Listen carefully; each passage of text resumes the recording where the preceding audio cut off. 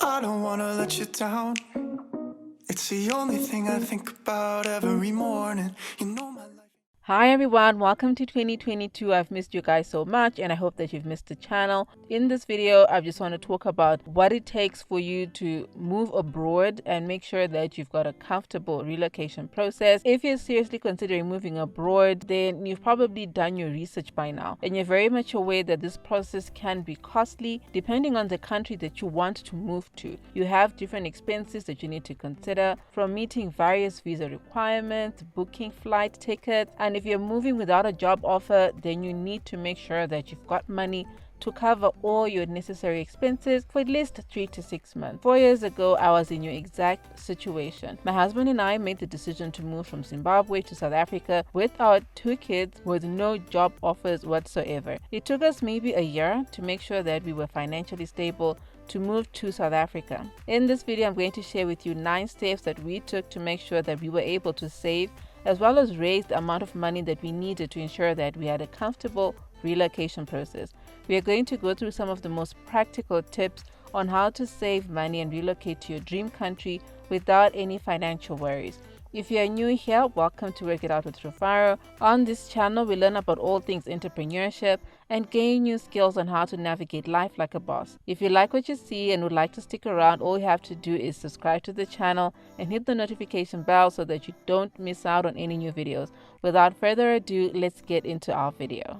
The first thing that you need to do is to research on your dream country. Decide on the exact area that you'd want to live in. How much is the average range for that area? How much is medical aid insurance, fuel cost, a driver's license? How much are school fees, food costs, and everything in between for that particular area? You need to know how much it costs to live the kind of lifestyle that you want so that you can see if you can afford the move or not. If you're moving without a job offer, then you need to also do your research and how long it takes both people and foreign nationals within that country to get a job. This is a reality that you can't ignore because if it takes on average 3 months, then you need to make sure that you have savings to last you at least 3 to 6 months so that you and your family do not find yourself in a tight financial situation. When you know all of this, then find out how much it costs to get a passport if you don't already have one and secure all the visa requirements from medical tests, English tests if there are any, submission costs, minimum bank balance amounts, interviews and evaluations, the whole 9 yards. Once you know how much your relocation costs are going to be, the next thing that you need to do is to make a budgeting board. We're going into some real adulting stuff right now, so we aren't going to sugarcoat it. List down your monthly and daily income expenses. If you have a partner, then you need to do this together because if you're not on the same page, then this is either going to flop or you're just not going to have a smooth relocation process. On your budgeting board, identify your biggest costs and immediately start eliminating them. For most people, rent and mortgages, car loans, and other different loans are their biggest costs, so you need to look at those very closely. Once you've managed to identify your biggest costs, determine how much you want to save per month in order for you to reach your goal. The most important thing about this step is that you have to set realistic goals. As I mentioned before, it took my husband and I a full year to meet our savings goal. One of the most common reasons why budgets don't work is that some people just set unrealistic goals. You think about moving to Canada in 2 months, but realistically looking at your income and expenses, you need way more than 2 months to raise that $20,000 required to make this happen. Many people forgo a budget and simply hope that things will magically work out. The reality is that budgeting is all about long-term planning. You need both discipline and patience to make it work. If you're living in a country where you have a stable currency, then open a savings account. As I mentioned before, I was moving from Zimbabwe to South Africa. And if you know anything about Zimbabwe, you already know that the local currency just doesn't make sense anymore. It has no value. So in that case, I had to open an international account. So you can do the same. You can use platforms such as Payoneer to keep your money. I've already done a video on Payoneer, which you can check out right here. Many countries like South Africa, Germany, and Switzerland also have ways to help you as a foreign national to open an offshore bank account. Opening a savings account will help you to track how much you are actually saving on a weekly or monthly basis.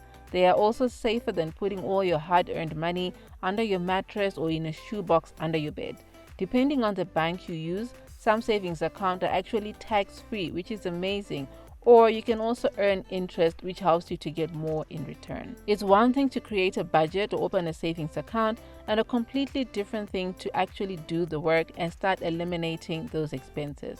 If rent is your number one cost, you can either move back home or move to a cheaper apartment. Take rent off the table and manage it properly so that you can save more money. If black tax is next on the list, then you need to manage that as well.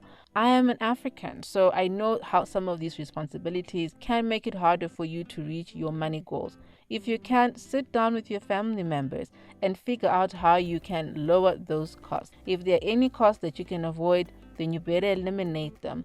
If fuel is a major issue as well, then use public transportation or sell the car that you have and buy another one that doesn't use or consume as much fuel. If you have any loans, then get rid of those too. Clear your bank accounts, car loans, housing loans, credit cards, and all those bills you have piling up from clothing stores. Minimize your food expenses by buying from cheaper supermarkets. One of the best tricks to managing expenses is to know your triggers. Once you know what makes you buy that extra set of Tupperware or that new pair of shoes when you know you don't really need them, then you are one giant step away from financial freedom. The next step is to increase your income. In addition to having my day job, I also took on jobs on Fiverr.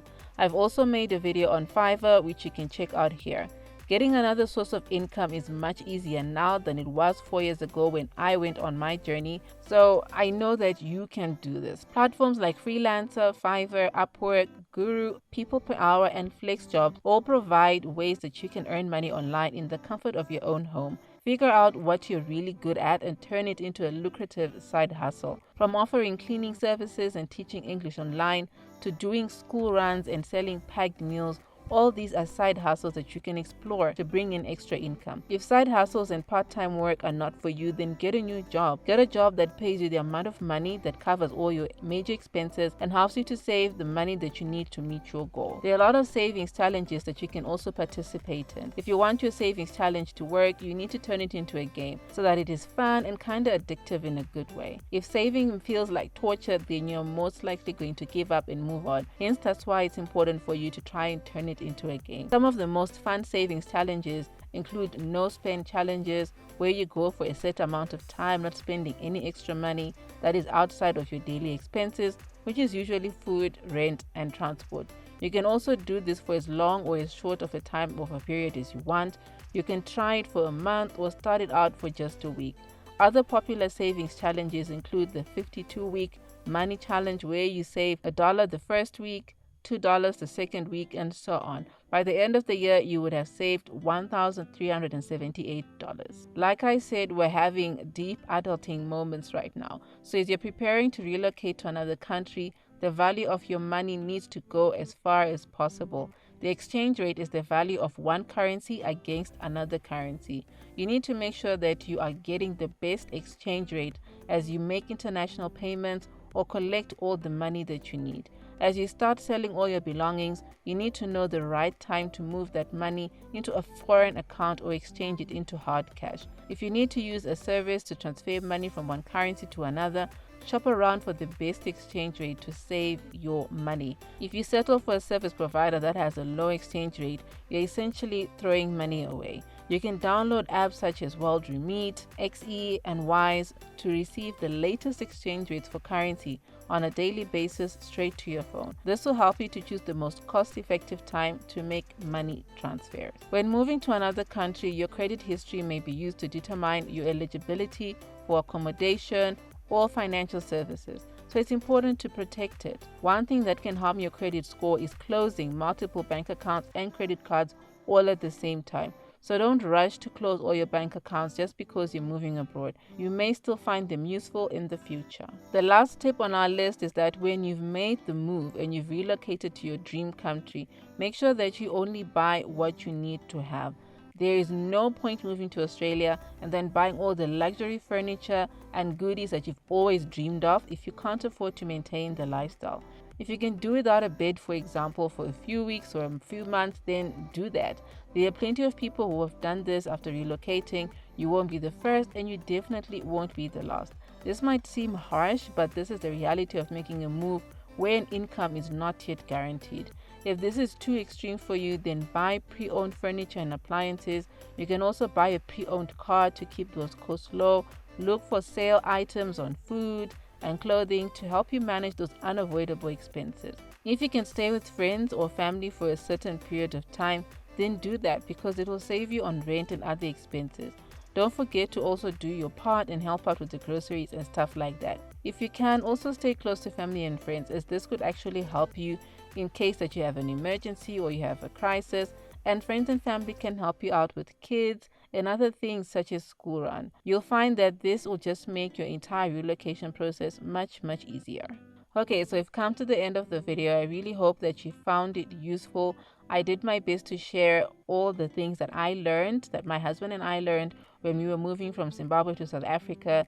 And the relocation process was not as complicated, it was not as hard, because in terms of our finances, we had that covered. We did our best to make sure that we had the right amount of money to help us with our move. And this is important, particularly if you've got kids. You need to make sure that you do your research and everyone is comfortable. You've got your medical insurance, you've got money for food and rent, and all the essentials that you need so that you can make that move as comfortable as possible. If you like this video, please give it a thumbs up so that I know that you enjoyed it. Also, don't forget to share it with any of your friends or family that you know they really might benefit from this. They're planning to move or to relocate, and this might just help them. Anyway, so thank you so much, guys, for joining me today, and I hope that you enjoyed it. I love you guys. Take care and bye. I don't wanna let you down. It's the only thing I think about every morning. You know my life ain't figured out, but I promise if you stick around it'll never get boring.